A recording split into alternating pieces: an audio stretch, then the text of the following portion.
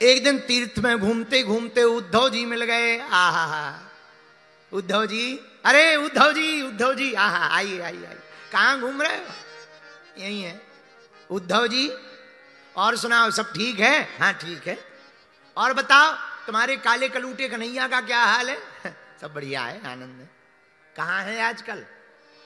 वो छलिया कहाँ है? मनमोहन कहाँ है? महाभारत का युद्ध हो गया, कौन जीता है? उद्धव जी की आंखों में आंसू आ गए। अरे तुम्हें पता नहीं है क्या, कब का हो गया महाभारत का युद्ध? पांडव जीत गए हैं, कौरव मर गए, और पांडव भी राजपाट देकर के स्वर्ग की तरफ चले गए।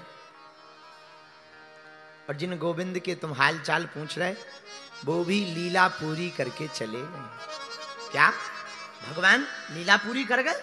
हाँ। अरे राम राम, हम मिल नहीं पाए, थोड़ा सा मन गमगीन हुआ, आंखों में आंसू भर के विदुर जी पूछने लगे, भैया उद्धव एक बात बता, भगवान चले तो गए लीला पूरी करके अपने धाम को, पर क्या भगवान को कभी हमारी याद आई? इस विदुर की याद आई? क्या भगवान ने कभी हमें पुकारा? क्या हमारा नाम लिया अपने मुंह से? क्या भगवान ने हमारी कोई बातचीत की? उद्धव जी बोले, भैया हम तुमको ही तो खोजते फिर रहे हैं विदुर। अंतिम समय जाते हुए भगवान तुमको ही याद कर रहे थे। क्या हमको याद? अरे विस्तार से बताओ, जरा अच्छे से बताओ, क्या याद कर रहे थे? क्या कह रहे थे भगवान? हमारी बात क्या कर रहे थे? कुछ कुछ कुछ कुछ बुरा कह रहे थे, कुछ अच्छा कह रहे? जरा बताओ ना। उद्धव जी बोले, विदुर भगवान जाते समय कह रहे थे कि हमने सबका कर्जा चुकाया, पर हमने अपने भक्त विदुर का कर्जा नहीं चुका पाए। हमारा कर्जा? उद्धव, हमारा कौन सा कर्जा? हमने कौन सा ऋण भगवान को दिया है? ऐसा कौन सा ऋण है जो भगवान जाते समय हमारा वो याद कर रहे थे? जरा हमें बताओ ना उद्धव, बताओ ना प्यारे, कहो ना।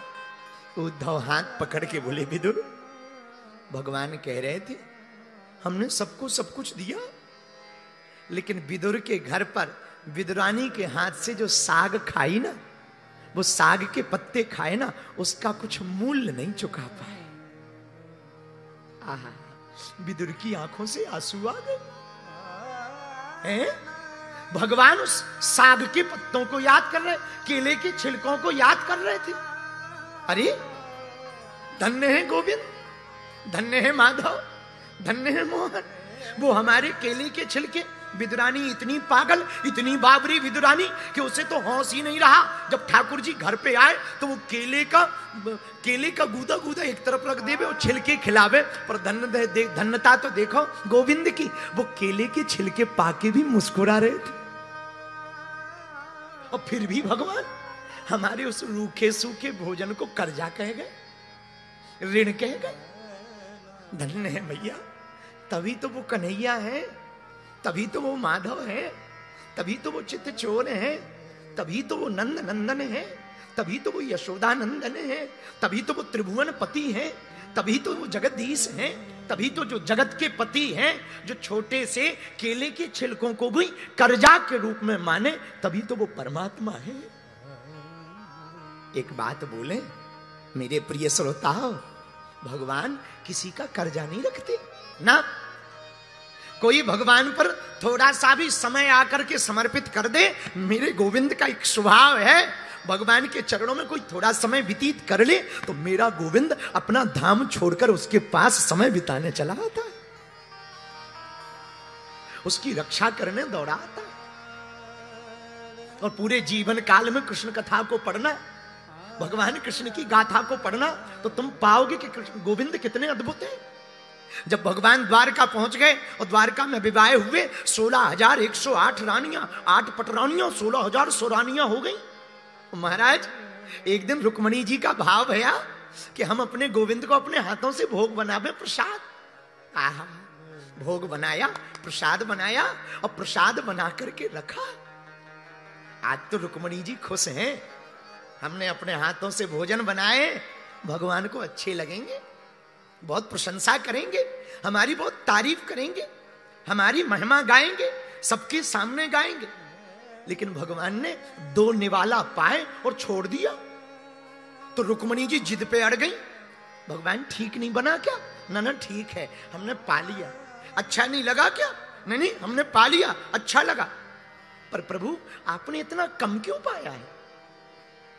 आपका पेट नहीं भरा। रुक्मणी जी से ठाकुर जी हाथ जोड़ के बोले, देवी एक बात कहूं? हाँ कहो।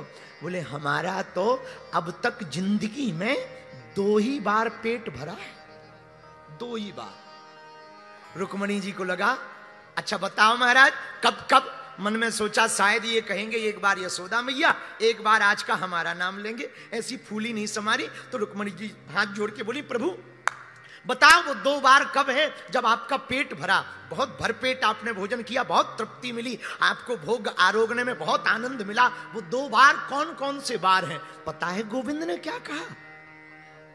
देवी राम अवतार में सबरी के बेर खाकर और कृष्ण अवतार में बिदरानी के छिलके खाकर। ये भी 2 बार है, ये भी 2 बार है। राम अवतार में उन सबरी के बेरों को खाकर जो तृप्ति मिली, और कृष्ण अवतार में वो बिदुरानी के केले के छिलकों को पाकर जो तृप्ति मिली, वो फिर कभी नहीं मिली। यशोदा का भी नाम नहीं लिया। विदुर जी की आंखें डबडबा गई। धन्य है गोविंद, किसी का कर्जा अपने ऊपर नहीं रखते। उद्धव को गले बार बार लपटने लगे। उद्धव जी बोले, क्या कर रहे हो? भैया गोविंद तो मिले नहीं, पर तुम उनसे मिले थे ना, तो हमें तो उनमें तुम में उनके ही दर्शन हो रहे हैं। तुम ही गोविंद लग रहे हो। खूब दोनों रोए, दोनों के नेत्र सजल हो गए। हरिजन से हरिजन मिले, हरि के भक्त से हरि का भक्त मिला। भैया कन्हैया ने और कुछ कहा? कहा तो बहुत कुछ, कुछ और बताओ ना। भैया मैत्रेय जी को बताया, कुछ बातें आपके लिए भगवान ने मैत्रेय जी को सुनाई। आप उनको एक बात हम प्रार्थना करें आज की चर्चा में। भैया भगवान तुम्हारे पदार्थ के भूखे नहीं है, हमारे ठाकुर जी तो तुम्हारे प्रेम के भूखे हैं। बालाजी महाराज के कृपा पात्र बागेश्वर धाम पीठाधीश्वर परम पूज्य धीरेन्द्र कृष्ण शास्त्री जी महाराज का पावन संकल्प। मध्य प्रदेश में छतरपुर के ग्राम गढ़ा में बनेगा विश्व स्तरीय कैंसर अस्पताल एवं रिसर्च सेंटर, जिसकी आधारशिला देश के यशस्वी प्रधानमंत्री नरेंद्र मोदी जी के कर कमलों से रखी जा चुकी है। 200 करोड़ रुपए की लागत वाले 100 बेड के इस अस्पताल में गरीबों का होगा मुफ्त इलाज। ये बहुत बड़ा अवसर है, बहुत बड़ा काम है। संकल्प बड़ा हो, संतों के आशीर्वाद हो, प्रभु की कृपा हो, तो समय सीमा में सब पूर्ण होता है। हमारे प्रियजनों, बागेश्वर धाम पूरे भारत के लोगों, अभी तक अस्पतालों में मंदिर थे, अब मंदिर में अस्पताल होगा। कैंसर हॉस्पिटल निर्माण हेतु सहयोग देकर पुण्य के भागी बने।